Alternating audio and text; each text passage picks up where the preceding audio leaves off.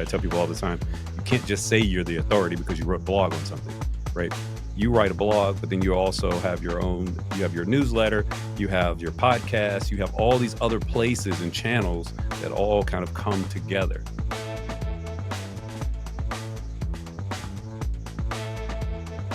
Welcome to Triangle Tweener Talks, a weekly podcast by builders for builders where we explore the startup journey from the idea to the exit and all the lessons in between with an exclusive focus on founders from the Triangle region of North Carolina.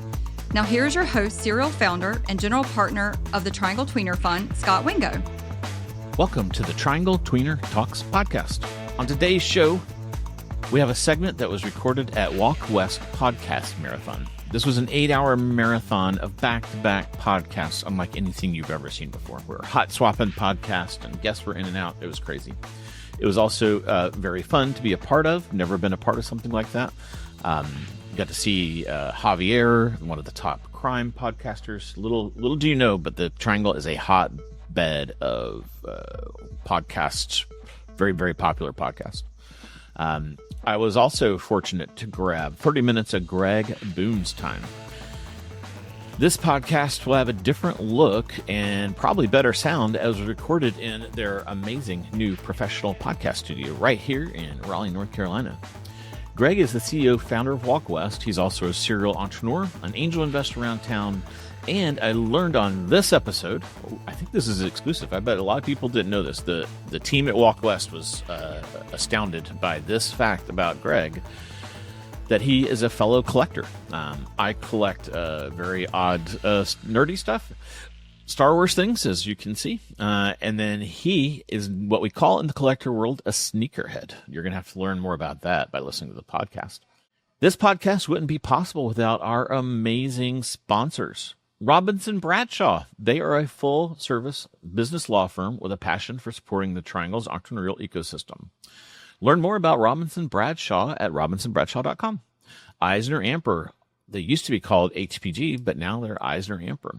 They're one of the world's largest business consulting firms with a dedicated technology practice that offers outsourcing, accounting, tax work, advisory services, and much more. Their experienced professionals serve more than 2,000 technology companies, if you can believe it, from early-stage startups to public enterprises. Discover how Eisner Amper's stage-specific solutions and industry expertise can help you achieve your milestones, whether you're a startup working on a little bit of international expansion, an M&A, or, let's hope there's a lot of you doing this, planning an IPO. Go to eisneramper.com/tech.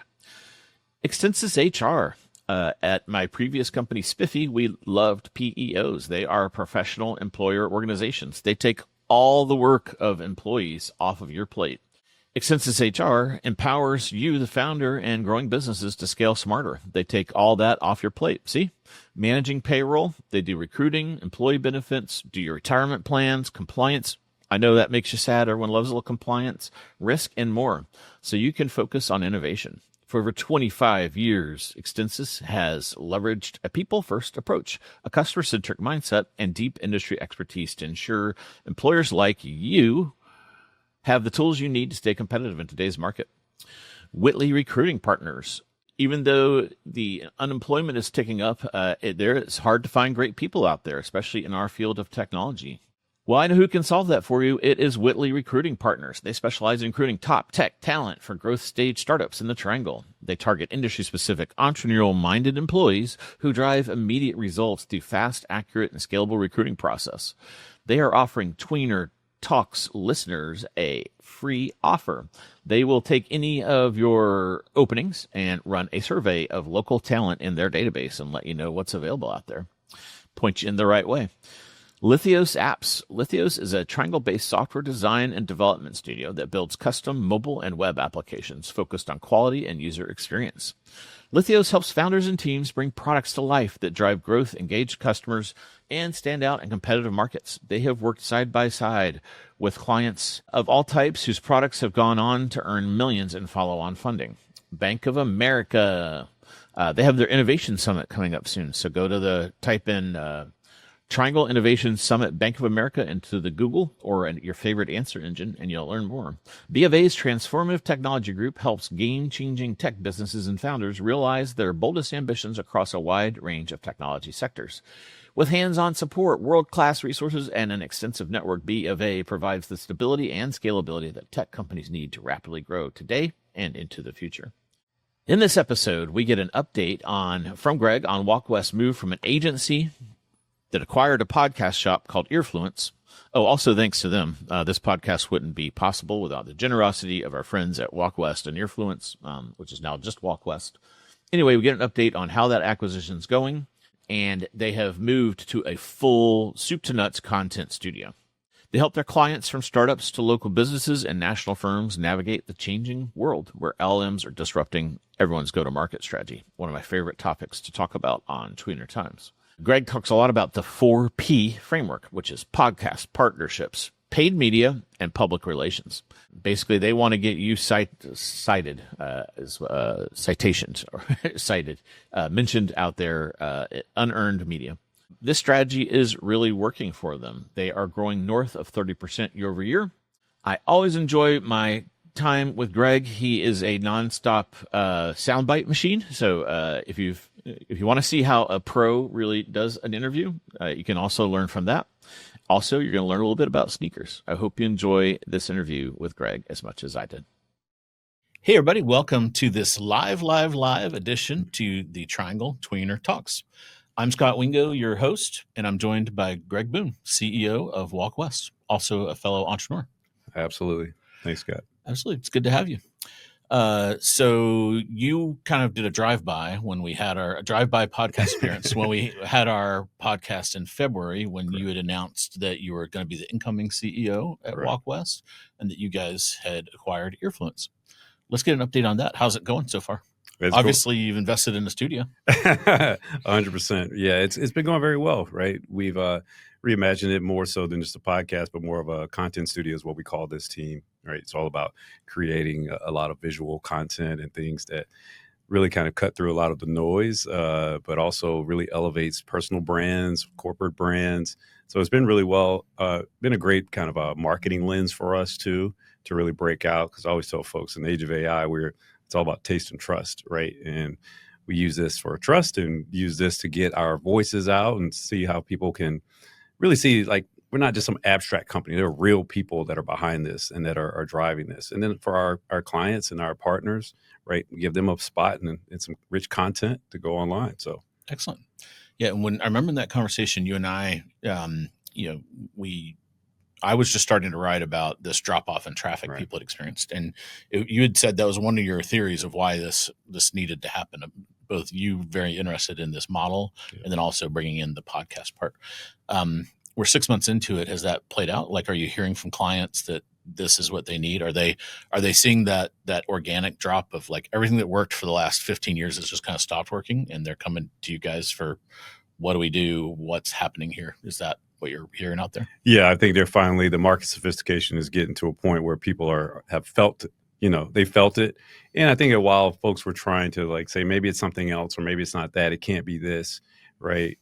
And I think that was just kind of hopes and dreams, right? You wanted the nostalgia of the world of how it worked for the last 15 years is very challenging for folks. And what I tell folks all the time is like, the proof is in the pudding. We're growing 30, 40% year over year in some very challenging times, right? In spite of some of the challenges from, AI search or email not converting the same way, right? And so the theory that you were describing was, I was very heavily leaning into, hey, if Google were to go away, so I kept asking the large language models late last year. I had I was an early adopter to Gemini's deep research beta late last year. And I said, hey, if Google goes away, what are people going to do?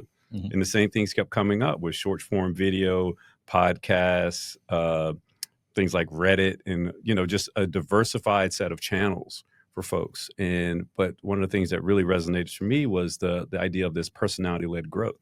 And being on camera, being out front and talking about your brand and your products and the things that you're doing. And that really seems to resonate both with our clients, our partners, and our customers, alike. Very cool. So I've been writing a series around, so the first part of it ended up being like a 6-part series because it was so well received. The first part was like, here's what's going on and why, so AI is soaking all the oxygen out of the room and all the clicks because people are getting answers. Search engines are becoming answer engines. And then as they do that, as ChatGPT did that, Google had to react. So now they have their AI overview. They've got like 6 different flavors. I'm sure you've played with. So they got Gemini, you mentioned. They've got AI overviews, and now they have AI mode. So you have to kind of like look in 3 places to see what all they're up to. But they're clearly reacting to ChatGPT stealing customers from them, and then that's causing an acceleration of this trend. A lot of that's newer since the February time we chatted. And then, you inspired one of the, so my thing is I've been talking about 9 different strategies. Right. You guys were instrumental in helping me. One of them is basically inspired by that conversation. And you have a framework that you guys think about. What's that framework? And it's our 4P strategy. I always I use a lot of alliteration, right? I find it's easier for people to consume it that way. Yeah. Right. But it's podcast, partnerships, paid media, and public relations. Mm-hmm. Right. And I say the same thing all the time. I say, look, at Walk West, you commented, when we were talking back in February, he's like, all right, what does Walk West do? I said, we do 3 things really well. Make sure you're seen, heard, and cited, CITED, by humans and machines alike for maximum results. Yeah. Right. The whole point of that was to lead into that 4P strategy was the audience is not just going to be the human, which is thing 1, right? It's also how do you speak to the machine? How do you show up in the right places? How are you cited by other folks? I tell people all the time, you can't just say you're the authority because you wrote a blog on something, right? You write a blog, but then you also have you have your newsletter, you have your podcast, you have all these other places and channels that all kind of come together, right? Yeah. And so in my world, you got to be active on LinkedIn. It's oddly, it's like the worst social media network out there from a like structural search, and all that stuff is always broken. And the messaging infrastructure is just like a dumpster fire, but that's where you get a lot of engagement. It's crazy. Yeah, 100%. Right. Yeah. And I tell folks all the time, you have to show up in the places where people expect you to show up, or you have to find them, or they have to find you where they expect to find you. Right. And so if you don't have a YouTube channel, if you don't have if you're not active on Reddit, if you don't have a Substack, if you don't have all these other things and do it in a unified way. Right. We also leverage heavily PR. Right. So we have a PR arm to post a lot of things and press releases and make sure that we are talking about the right relevant things and getting access to show up in the right places. Again, being seen, heard, and cited is critical to our 4P strategy. So your strategy, works for a wide, like a horizontal kind of thing. So it could work for a barber shop. We just had someone in here that was like a doctor doing metabolism. And right. That's a great way for her to build a local brand. My audience is much more vertical in this kind of largely, entrepreneurial startup, usually high tech of some angle. Now within there, it goes wide from ag tech to AI to traditional software as a service and all these, and cybersecurity, all these things. But let's say you're a founder of a company like that, and in our tweener world, they start with an idea, they build up, and they get to like this $1 million run rate, and at that point, they're through product market fit. I know you know all this, but I'm taking it over the audience. I start talking to them about this strategy, and they're always like, "I don't have time for that." Like, what do you say to the entrepreneur that says, number 1, does it have to be the CEO and founder? Number 2, if they don't have time for it, what are some things you say to convince them? Yeah. So there's a couple of things. So I'm glad that you said that. Just like with your 6-part series, you started with the problem, right? What I've been trying to talk to folks about for a year is like, how are you going to get awareness? How are you going to get visibility? Right. And so when I ask folks this all the time, or basically the comment I would make is like, it used to be if you build it, they will come. Yep. Right. There's a lot of product-led growth. Mm-hmm. It's like, okay, well, that's not how the large language models work. It's not how AI search works, right? You have to figure out a way to break through that because you're not an incumbent. You are a challenger. And what I always would say to them too, I think it was in a Forbes article, there's a bunch of studies on this, but they said 49% of your brand's reputation is directly tied to your reputation. Mm-hmm. So if you're doing nothing online, not great. If you're doing something negative, even worse, right? And so what I do is I start with a problem like, hey, do you want people to know about your product? Right? Do you want people to know about your brand? But then also I realized, and I've talked to a lot of founders that they're like, I'm not comfortable being the face of this. I said, all right, well, find an evangelist, find someone on your board, create an ambassador network.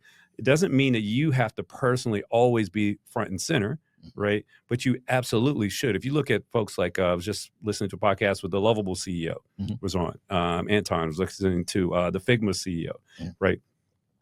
People have seen the almost hostage video like Sam Altman kind of takes, right? Yeah. It's clear he doesn't want to do that, Yeah. right? But he knows it is very necessary because people aren't going to gravitate anymore to abstract brands or ideas or products. Yeah. And there's so much optionality out there.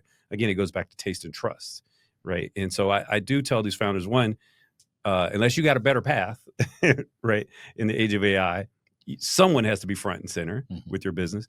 And then we try to lessen that. Even at Walk West, we'll do things like we have a package we call 30 and 30 because we realize not everybody like you and I can feel comfortable being in front of a camera all day, every day. So what we would do is, hey, just drop in and sit with us for 30 minutes. We'll interview you, have some great conversation, learn a lot about your brand, get you to talk about stuff. Then we'll chop it up and we'll make you look professional, right? And so it lowers the friction. It lowers a lot of the angst. They don't have to worry about show flow and all these other things that we have to focus on when we're running these things. So, but the first thing I do is I start with the problem, right? Yeah. Don't you want to be found?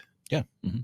Yeah. And in startups, we call that the go-to-market motion or the GTM motion. And, you can previously you could also pay your way, right? So you could kind of say, I'm going to go buy a ton of Google, or even LinkedIn has a decent ad system and so on and so forth. But the efficacy of those is because of AI is also dropping kind of dramatically. So it is, I think it's a required thing to do more inbound marketing here, where you've got this unearned coming in after you've planted all these seeds of content along the way. 100%. Yeah. I've been doing it forever. So I didn't start out comfortable at all. But we all use a whole new vocabulary for it now, but it is definitely something that you have to do for sure. 100%. Yeah. And then you had let's go back. I always thought I wanted to ask more questions about your entrepreneurial journey. So you came to this through software yourself. So run us through the highlights of your software entrepreneurship career. Yeah. So my background is so my degree is in computer science. Like folks always say, well, why a marketing company? Right. And I actually invested in Walk West 10 years ago when it was a 2-person company because I saw, I just loved the way that the founder, Brian Honorio, was doing things back then. But even before then, I've always been into like my college career started. I played a little bit of basketball and baseball at Howard University, and I was a business major. Right. Not really by choice, basically just everyone. That's what the coaches said that you're going to take. Yeah. Take business. Right. I know the guys over there. They'll help you out. Right. And so I really enjoyed business. And then I transferred to North Carolina A&T, and I was trying to get into computer-based information systems, which was a part of the B school at Howard. And the folks at A&T said, well, we have something close. It's called computer science. I was like, okay, let me try this out. And I realized very quickly it was not close, but I fell in love with it. Right. Yeah. At that time, there was a lot of math in computer science, less so than now. And it was like, all right, when do I get to computer science? Like, oh, you got to take 6 more math classes. And then you'll get to it when you're like late junior and you're like, wait a minute. 100%. I literally switched. Last Friday morning, I was on a panel speaking to Wake Tech Community College locally. And I made that exact point. I said, I did not need 8 math classes, right, to get my computer science degree. Necessary. Right. I'm glad they retold that. Yeah. So I started in tech, and then I had a couple of failed startups. I wanted to have my own ISP back in 2000. Nice. Right. It was called Genuine Digital. It did not work out very well. It did not last very long. Had no idea. At the time I started my career at IBM in 1998. And, and that's where I kind of fell in love with like, okay. Here in the Triangle, or were you up in No, I was here. I'm born and raised in Durham, North Carolina. So I may have taken a detour up north or something. No, as my wife says, you're never going to leave this place, are you? Yeah, I said, probably not. It's too much opportunity here. Yeah. But so I got the bug a little bit on trying to start different things. Then I went to a smaller company, and like a lot of folks, I got caught in the .com era where it worked out for some of the folks up top. And then I got asked, hey, you want to move to Spokane, Washington, or take this severance? I said, I'll take the severance. I'm not leaving Durham. What about my equity? Oh, you didn't get anything. Right. Yeah. And so you learned about waterfalls. That's a painful I did thing. learn. I learned a lot, right? On where, trying to get position on the cap table, right? Trying to understand options and things of that nature. So, or phantom equity, a lot of different terms I didn't know. But then, I started to get into doing a lot of different things. I've been in the bar industry. I've been in the restaurant industry. I've tried a lot of different things, but everything was always centered around like, technology and tech marketing. Startup's hard. Let me go find the one thing hard. Yeah, like let me see. Oh, I didn't know you could that. do grocery stores. That's right. that's up there on the margins are very thin. Yeah. But I realized, okay, this has a 95% failure rate in restaurants. I should probably get out of that. Let me focus more on tech. And so I came back and got into more of the tech space from a digital marketing, e-commerce perspective, then start to layer in on analytics and data. And that brought me on my journey into AI several years ago. And I was like, okay, this is very interesting where things are going. Right. And so I fast forward to today, and now I'm running what was a marketing company. Now I call it a growth management consulting company, right? Where we're really helping folks use AI and technology in general to both grow their revenue as well as to increase their profitability. So let's talk about e-commerce. What'd you do in e-commerce? I noticed you're wearing good shoes. Are you a sneakerhead? I am a sneakerhead. These All are right. my Jordans. Whoa, nice. Yeah, my Jordan 3s. Nice. I J3s. Yeah, so it's on the e-commerce side, we were 2 companies ago. I was running a company. I was co-CEO of Blue Acorn ICI, and we were focusing on the services side of Adobe. And, we were doing Adobe Experience Manager on the CMS side, but then when they acquired Magento, we were already a big partner on the Magento side of the house. We're also Salesforce Commerce. We were doing Shopify work, so really helping larger organizations leverage e-commerce the right way, or what we perceive to be the right way. Yeah. Right. And then 2020, we sold that company to Infosys. Nice. That's the Indian outsourcing. Yeah. So we sold it to BPO, Infosys. they call it the BPO, which A16Z podcast had a podcast earlier this year. And May 17th, I'll never forget the day, right? Because I remember talking to some of my colleagues at Infosys a couple of years ago, and I said, this is going to be highly disruptive for the BPO business. And as I tell folks, they kind of the proverbial, they balled it up and say, threw it over the shoulder. So we're never going to talk about that again. Right. And then May 17th of this year, A16Z's podcast was the BPO business will be disrupted by Gen AI in particular. And they even called out Infosys along with a handful of others. They're kind of like the Kleenex of BPO. Yeah. Yeah. And so that's and it's I have a lot of great colleagues at Infosys. They do a lot of great work. It's just a reality of everyone's got to reinvent themselves. Everyone has to reinvent themselves. No one can escape this tsunami. Yeah, got to add 30% more value every year, or you're going to get wiped out by an AI that can do the mundane, commoditized stuff. Yeah, I say that all the time. I said, let the machines handle the routine and let the humans handle the remarkable, right? You always have a little saying for everything. That's why I run a marketing company. I feel like I'm always just teeing you up for the next little soundbite. Look, it makes it easy if I just use alliteration, right? That's how my brain works now. Okay, say that one again. Let the machine do the mundane. Yeah, I say let the machine handle the routine and let the humans handle remarkable. But I did used to say, let the machines handle the mundane, right? Okay, gotcha. So yeah, and then. Do you have a sneaker website? Like on the side, do you run like a little sneaker store, or like? No, do you buy on Goat? Like, where do you? I was about to say, serious collector. Or? All right, so look, we're live, so you got me. Look, we can't cut this out. Myself first. I'm not a sneakerhead, but I collect. This is super nerdy, but comic book art, and I'm a Star Wars fan, so I've got a lot of Star Wars stuff. Yeah, it's hard to collect in Star Wars because there's like so much of it. It's hard to find anything rare. But I discovered I was a comic book collector. If I wasn't nerdy enough. And then I realized that that's kind of like fake scarcity. Like you would buy something for $100, and if you ever sold it, they'd pay you $25. I'm like, wait a minute, I'm the greater fool on the table. But then I discovered they actually you can buy the art, the actual pages of art that the artists do. And that's one of a kind, and that's super scarce. So that's my odd nerdy hobby. Yeah, shoes is not nerdy in any way. No, but but to your question, my wife said if you bring in any more shoes, you have to also then ship out. Do you have a sneaker wall? She's trying to get me to build one, but I have about 30 something pair of Air Jordans in particular. But nice. So that's your jam. That's my go-to, and I always. Do you have any Jordan worn, or do you go into? No, I don't go do that. Worn? Like I buy them to actually wear them. Okay, right. I don't buy them to collect them. Yeah, because usually I see them like those, like wrapped up in they're in the cellophane. I'm sure you've seen them. Oh yeah, wrap them up. Yeah. Yeah, but at size 14, I struggle to go to the mall to just find my shoes, so I do end up on Goat or StockX or some of the other sites. So within Air Jordan, educate me on Air Jordan. Is there a certain era you like? Like what is it about the so you've got, you can't see it on the camera, but your upper has like a cool like orange reddish area. Well, yes, then the you've cement. got like a really cool cement thing. Is that And then your heel has got a combo of that, and it's got like a dimpling on the leather. This is the kind of stuff that I'm sure that you get your collectors think about, all these little nuances. Oh yeah, you don't want to crease the J's, right? Yeah. So if you crease them, then it devalues them. But as I said, I wear them, right? Yeah. That was my intent. But I grew up West employees, don't step on Greg's shoes. looking at you guys, career limiting move. Yeah, but for me, right, like Jordans are I don't know, I grew up actually, obviously I grew up loving Michael Jordan and what he was doing for basketball, right, and for the state of North Carolina in general. But I used to wear them. Like I was a kid, I remember wearing them to play basketball, not to just go out places. Yeah, so there's nostalgia and like an homage to MJ. Right, 100%. Yeah. And and then as a business person, he's been crushing it. I listened to Jay Will on. He had a little video. Jay Will used to play at Duke. Jason Williams, and he was talking about Jordan and how much he grew the Hornets brand, and how much as much as maybe they're not winning a lot of games, but man, from a business transformation and an exit strategy. Yeah, you got in awesome on the NBA when it was like a great time to get in, and the teams are going for the Portland Trailblazers. They're just trading right now. Yes, for $5 or $6 billion. Yes, something like that. And that's probably like a good equivalent. Massive, which I think is going to impact locally here. I was reading something. Oh yes, the Darden guy. The baseball. You hang out with those people. I do not hang out with those people, Scott. Okay. I would love to hang out with those people. I'm sure you do. You're being modest.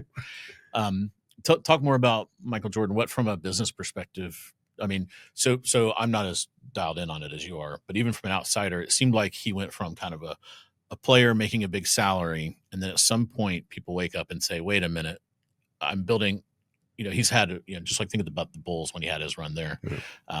He probably increased that brand 2-3x, right? So it seems like now, and you see this with Messi and other people, they're kind of starting to get an equity piece of the entity they're playing with down their career as they kind of get into the middle or back half of their career. And it seems like, unfortunately, MJ was of an era where you really couldn't do that as a player, but then he kind of came out and then put a lot of his money into equity. So he owns like car dealerships. Right. That's a good investment. That's nice because it's got a cash stream and it's also got a lot of land. It's a real estate play. Yeah, it's a real estate play. And then he bought obviously a sports team. And then I think he owns like a golf course or something. Does he own either? I have no idea. Okay. But I know that he is come to terms with the fact that he has massive brand effects, right? And the idea that if he puts his name on a lot of different things, right, it's going to help. He was the first player to get his own sub brand within the Nike right, family. And he got an actual cut of the sales and of the overall ownership. Okay, I was going to ask you. So either he or he had a smart advisor. They're like, you need to get equity. But I don't know. It depends if you like the movie that was at Affleck and Matt Damon. The Air movie where he talks. It sounds like his mom was. I haven't seen that one, but yeah. Right. Oh, was it his mom? That was his mom was like, "Hey, this." At least that's what they say in the movie, right? This is how the negotiation went down. But I think that position is the same thing. Taking it back to like some of the founders and entrepreneurs. That's what I was trying to get across. Like, at the end of the day, there's going to be so many options out there, and folks are going to go for the folks with the brand, right? It's the taste and trust. Jordan provide a level of taste and trust for folks, right? And it really blew up in the Charlotte area, right? The brand, he bought it when it was the Bobcats, turned it back into the Hornets, grew it significantly, his exit strategy, all of that. It all played out well. And so, as great as he was as a basketball player, he's just as damn good as an entrepreneur and as a business person. Yeah. And then he's so multi-talented because during his career he did baseball as well, which you know that. And then he's an excellent golfer. I don't know his actual, I think he's like relatively competitive for his age group. And then I'm always surprised to see him. He has this huge boat, and he goes out and does like some kind of sport fishing. Yeah. I remember. What's that all about? I don't know, but I remember seeing. We got to get you an invite to go out on that. I mean, absolutely. I get seasick, so I can't go. But you guys go. You got Dramamine, right? But, yeah, it doesn't work. I've tried it. But yeah, when I was at Blue Acorn ICI, we had an office in Charleston. I remember the team talking about how I think his team won some fishing competition down there, and I didn't even know he did that. Yeah. So he's everywhere. There's a big one. It's like the people that do the Salt Life shirt or something. There's a big one in North Carolina. He's always in the top 2 or 3 of that. Yeah. Think about that, to be able to compete in so many, diverse things. It's pretty crazy. Yeah. I don't know, From man. fishing to golf to baseball to basketball. I mean, a couple years ago, there were some folks who got in trouble for rigging it. Yeah. So did they? Okay. Yeah.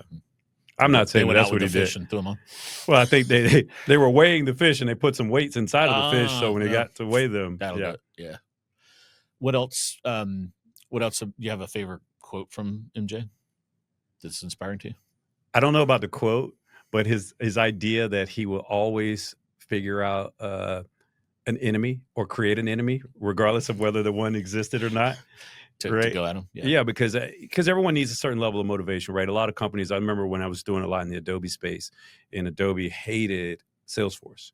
I remember when I worked at IBM, and IBM hated Microsoft in the late 90s. Or they used to call it micro squish. Yeah. Like when I was on the campus, they were always like, "Oh, micro squish." It's like people need to have that competitive tension, right? Because you get to a point where some of these companies have gotten so big, it felt like there wasn't a lot of competition, right? And I felt like that's kind of like Google. I'm sure they felt like they had no competition and then all of a sudden these things come along, these large language models, and they, like, wait, we've been doing the research. It was like OpenAI and everything else is coming out, and in Perplexity, you're the one that convinced me to get a comment. I was reading something that you posted. Yeah. I was like, now I got to go pay the $200 a month to see what Scott's talking about. It was worth. Have you enjoyed it? I enjoyed it, but I go back and forth. Like I have my own. I still am. Loyalty is not the right word. What I'm trying to figure out is the difference with Google versus some of the AI search and keep playing around. Like my theory is that they're playing around AI mode and these other things because they're trying to figure out what is the ultimate experience going to be. Yeah, I think at everyone some point is they'll switch them, but they're going to have to wait as long as possible because they got to get the ads in there, or else they can't show you a no ad page because that's not good for business. Yeah, but they, like you were saying earlier, I always tell folks, I'm like, Google had their Blockbuster meets Netflix moment, right? And they could have either taken the Blockbuster path, or they can say, look, I got to lean into this and figure this out, right? Yeah. Some of the founders came out of retirement. That's how you know that, it's getting serious. It's getting real serious. So do you predict Google's going to make it through this? 100%. They'll kind of get out of the innovator's dilemma? Yeah, I mean, they have no choice, but also they have the distribution, they have a disadvantage. I mean, a competitive advantage when it comes to distribution that others didn't, right? When I kept hearing a lot of the naysayers saying that Google's so behind, I'm like, yeah, but the moment they turn it on, they're everywhere, right? They still own 90-some% of search. Now, that's only going to be a lasting moment if they don't make this pivot, right? And they had to cannibalize their own kind of business model and structure. But what were their choices, right? Yeah. As market sophistication grew, right, and as people got used to, because I always say, folks, we as humans, we don't search for answers. We don't search for links. We search for answers, right?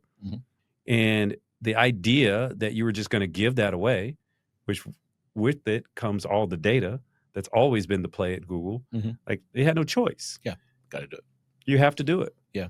Okay, so you think they're going to make it? So we got. Well, what do you think? I think they're going to have to. I don't think they'll be able to do it without a big disruption. I think they're going to have to go to 100%. Wall Street and say, we're going to take a 20% haircut on EBITDA for a while because we're going to lose some ads. We're going to have to kind of like go down and then to come back up. And that'll be interesting to see what Wall's done. And in a parallel track, I see a lot of publicly traded companies that are going to have to figure out, right, what is their, you got folks that are saying, look, we're not going to be able to grow at the same extent, right, or the same kind of trajectory or rate that we have been historically, but our profits are going to be better. And Wall Street is like, nah, I want both. I'm used to you going up to the right like this. Now you're telling me that you're going to plateau some, but your profit's going to grow. I don't believe you just yet. And I think a lot of that sophistication is going to have to happen over the next several years. Yeah, attribution is going to be terrible for marketers and for just companies. Attribution's dead. Yeah, you just got to look at engagement. Yeah, engagement's the new attribution. There you go. There you go. There you got it. It's not as rhymey as you usually play. Let's talk about, we got 4 minutes left. Let's talk about the future. So you kind of threw in there that you guys are growing 40%. So congrats on that. Is that like in client count or like dollars? I don't want to know the dollars, but like when you say you're growing that much, what's that mean? In revenue, people ask me that. They said in people, I said, oh, no, you don't measure growth anymore in people. All right. Like that's a bad metric. Some Silicon Valley people do. Yeah. Yeah. But that might be a bad metric. And you're privately held, so it's not money raised or any other of those weird metrics. Okay. How do you keep this entity growing that fast? I mean, a lot of it, again, it's personality-led growth. The reason why we're doing some of the things we're doing here, and it's not just me. We have other personalities. It's through our ambassador networks. It's through our communities of partners, right? We didn't talk about the second P, which is partnerships. And the whole point of that, I try to tell folks all the time, I said, the ocean that was Google, that we all fished in, has dried up. What ponds are you fishing in? And so creating allegiances with alliances with people that have bigger ponds, right? They have curated newsletters and figuring out how we can scratch each other's backs and create the right level of partnerships. I say all the time, partnership is the new survival skill, if not growth skill, right? And folks that want to keep going at it by themselves, I wish them luck, but it's going to be some challenging times to figure out what pond you're going to fish in. Yep. And so we do a lot of that. And then the personality-led growth. It was what you know, then who you know, now it's who knows you, right? In the era of taste and trust, if you're not known, it's going to be very hard to grow significantly. Got it. And you guys, do you know the special you have on as part of the live stream? I just heard about it at the end of the other podcast. I'm sorry, the what? You guys have a special going on. Oh, yeah. Do you know what that is? Tell folks about the special if they want to learn more. Well, we got our AI readiness assessment. You knew it. I didn't prep you. I was making sure you knew about this. Look, Scott, you trying to make sure I'm paying attention here, right? But no, I mean, for the first 50 folks that sign up, there's going to be a free AI readiness assessment, right? Really trying to help folks understand where are they realistically, right? You hear in the news, like 78% of companies are using AI. Okay, does that mean the two people in the corner using ChatGPT to send emails, right? That's different. So really helping folks figure out from a culture perspective, how they're doing and how they're leveraging it. I always tell folks I trademarked AI serious. And so my co-host Erica, she's AI curious, but we always tell folks we want to move you from anxious to curious to serious, right? That's kind of the trajectory we're trying to take to. Cool. And when you do this assessment, are you looking at the executive team, like a team approach, or like as a company? Like what? Walk me through. We do want to take a holistic approach, but I always tell folks I look at in a horizontal kind of office of the CHRO, office of the CMO, office of the CFO, et cetera. I want to understand how leadership is thinking about it. But then I want to take a middle management perspective, see how they're looking at it. And then if we can get some subset, depending on the size of the organization, from the everyday employees, because what we always say is that you got to make it personal, you got to make it fun, you got to make it safe, right? And I tell business leaders all the time, I'm not shocked at the sabotage or the lack of adoption if you're not talking about how the everyday employee can have a better quality of life leveraging AI. Right? Once you start doing that, then you can start to have these aha moments and these unlocks to then start talking about your business outcomes, your goals. Awesome. That's great. And I'm sure after the assessment, you guys have a whole thing you can go deploy to help them get caught up. 100%. But we're out of time. We can't go into it. But we do want to help them from a training and adoption, because that does matter, right? Yeah. No more of this, hey, just go be curious and figure this out on your own. People need structured training and adoption, and we help them in those areas. Yeah, I think this new AI leg is how you're going to get your next 40%. 100%. Thanks, Greg. Appreciate you coming on. Thanks, buddy. Good to see you. Congrats on being CEO and increasing your ownership, and be fun to see what you do with Walk West over the next couple of years. Thanks. We're excited. Right. It's going to be amazing. For more tweener content, check out the Triangle Tweener Time Substack at tweener.substack.com. For more tweener content, check out tweenertimes.com. Thanks for listening, and we'll see you again soon on Triangle Tweener Talks.